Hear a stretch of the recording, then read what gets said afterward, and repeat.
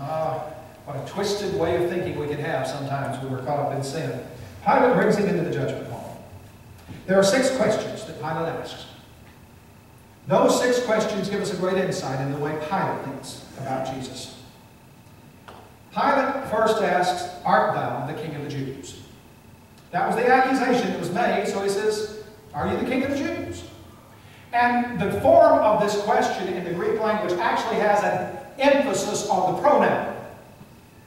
So that as if he were to look at Jesus, and he doesn't see some mighty warrior or some king all in his majesty. What he sees is this traveling rabbi that has been beaten and abused, and now he's brought before Pilate. And so he says, in effect, you're the King of the Jews? You see, it's a sarcastic question. Pilate knew, absolutely knew, that these men who had brought Jesus to him had an ulterior motive. Matthew's account says he knew that for envy they had delivered him. They were not concerned about the welfare of the Roman Empire and any threat that Jesus might present to it. There was something else going on. Pilate knew that. And so he begins by saying, "Are you the King of the Jews?" But Jesus answers this question, even though it was asked sarcastically. He answers it seriously because he wants to take an opportunity. As he's going to the cross, he wants to take an opportunity to give this man, Pilate, the chance to seriously think about who Jesus is and what he's here to do. And so he enters into conversation with Pilate. This is actually the most talking that Jesus does during the entire trials.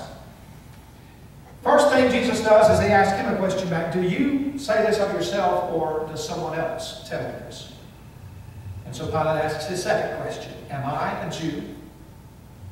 Can you hear the sneer in his voice when he says that? Am I a Jew? Pilate had been assigned this particular post by the empire, but it was not where he wanted to be. We learn from our secular history about some of the cruelty that Pilate had toward the Jewish people and his utter disregard for their beliefs, their religion. He had no respect for the Jewish people at all. He learned to work with them in some form of cooperation, as you have to do sometimes in political matters, but he didn't respect them.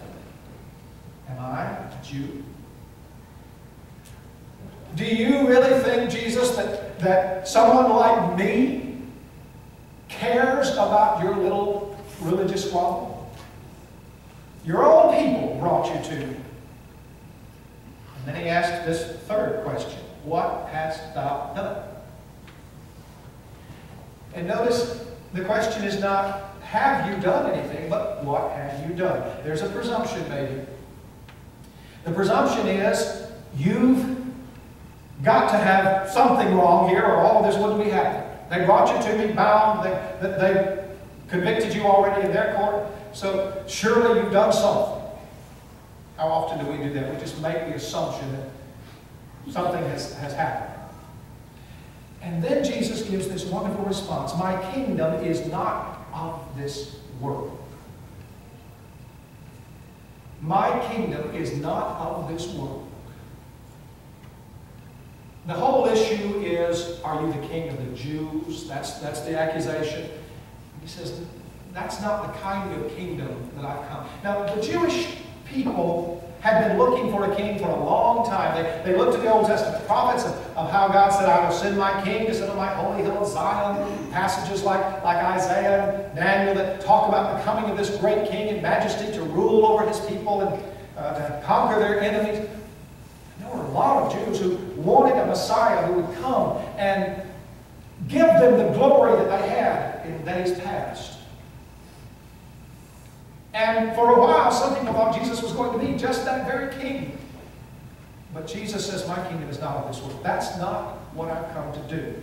There's still a lot of people today who are looking for Jesus to come back and do that again, to set up some worldly kingdom. But that's not his kingdom. My kingdom is not of this world. And so Pilate asks his next question. Art thou a king then? Again, there's a form to this Greek question, which has a certain emphasis, a certain expected answer. So you are a king then. Aha, I got you. You say you've got a kingdom. It's not of this world, but you've got a kingdom. Pilate puts that before him. And so Jesus begins to explain. And I want you to listen carefully to what he says in verse 37. This is just one of the most powerful statements of what Jesus' kingdom is, what the church is, that you can imagine. Thou sayest that I am a king. To this end was I born. And for this cause came I into the world, that I should bear witness unto the truth. Everyone that is of the truth heareth my voice. This is the very reason I came into the world. He says, this is my purpose for being here. To bear witness to the truth. To tell people what the truth of God is. And he says, if you are of the truth, you will hear my voice. And Pilate says, what is truth? What is truth? And I feel like I'm reading, from today's headlines when I hear that. So many people today, truth is relative. It changes from one person to another, from one situation. People don't have a respect for the truth. At that point, the conversation between Pilate and Jesus comes to an end. Jesus doesn't respond to that question. Pilate may not have even given him the opportunity. But the book of John answers this question. Time doesn't permit me to go through every occurrence of the word truth in the book of John, but let me just mention a few that you're very familiar with. John 1 verse 17 says that the law came by Moses, but grace and truth came by Jesus Christ. In John chapter 8, verses 31 and 32, Jesus says to those Jews which believed on him, if you continue in my word, then are you my disciples indeed, and ye shall know the truth, and the truth shall make you free. John 14, that Brother Collie dealt with so well yesterday, Jesus says, I am the way, and the truth, and the life. No man cometh unto the Father but by me. John 17, at verse 17, with the bottom down the back, sanctify them through thy truth. Thy word is truth. And then Jesus here, I came into the world to bear witness to the truth. There is no truth that is not anchored in Jesus Christ. He is the truth. Oh, there are true things that are there that out in the world, but the truth is in Jesus Christ. And so Pilate brings his last question, this time spoken to the people. Will you therefore that I release unto you the King of the Jews? I'm not going to say much about this because this gets us into the next hour. Just want you to notice Pilate had his interview with Jesus, and now he begins to bargain with the people. It was within his power to simply say this man's done nothing wrong and to set him free. And he chooses a different route. We'll talk more about that in the hour to come. Now, in the 60 seconds I've got left, there's one other that we need to talk about. And it's okay that we don't have much time, because just go back and listen to last year and the year before when we were talking about the letters, 1st and 2nd Peter. Peter, we see him in the garden taking his sword to defend Jesus. And then a short time later, after Jesus has been arrested, he comes to the place where Jesus is on trial, and he's let in there. And the young woman at the gate says, you're one of his disciples. And he says, no, I'm not. And he goes over where the officers and the servants of the priest there are warming themselves by a fire. And someone says, you're one of his disciples. No, I'm not. And he moves away a little bit, and someone else comes and asks him 3 times. He is asked, are you Jesus' disciple? The 3rd time, one of those men says, I recognize you. You were in the garden with him. I saw you there. He says, no, not me.